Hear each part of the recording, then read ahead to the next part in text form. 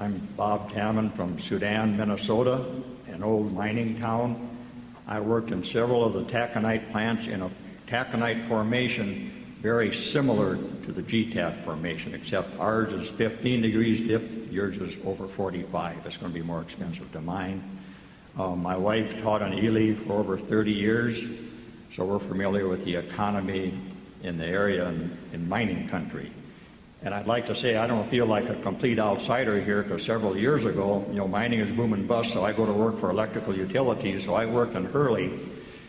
You had power problems, so they installed, I believe they call a synchronous condenser to boost your power. My wife, Pat, came along with me and did some substitute teaching in Hurley. And you must have some good people here, because she says you have good kids in your grade school. She enjoyed it. But I want to talk about mining and what you can expect economically from a mining industry. Now, you had some legislation passed in Wisconsin to try to facilitate mining. And we've been there. We have a history in Minnesota. 50 years ago, they passed the Taconite Amendment. I believe it was 64, so it's close to 50 years, that our mining industry does not pay property taxes to our schools and our counties. We gave them a break to promote the industry.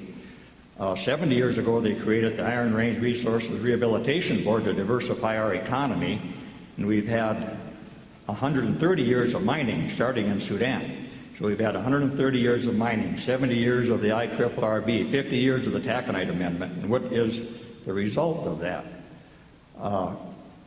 In the case of Sudan, the result is in 2011, they closed our high school and scattered our kids to the other range schools, which are also losing enrollment. Having a mature mining industry does not guarantee you healthy communities. And you should know that even though Minnesota is proposing more mining too, they say we need more mining, we have a mature mining industry. We have 6 operating taconite plants, we have magnetation, we have Mesabi nugget, and in the last census, Virginia, Minnesota, which is in the heart of our mining district, they lost population. So as you try to promote your communities, I can understand why you're promoting mining, but don't ever think that mining is going to be the answer to your economic problems, because we have a history. And one more thing I would mention, looking at the crowd and both genders well represented, when I started working in the mines in Minnesota, the number of females was 0.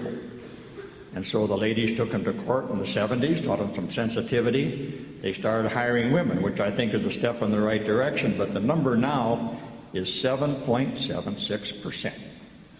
That's from Minnesota state data. And so I question whether you want to promote an industry that's going to create jobs for one gender, because I think it's nice to have a community that nurtures both genders. Thank you. Thank you.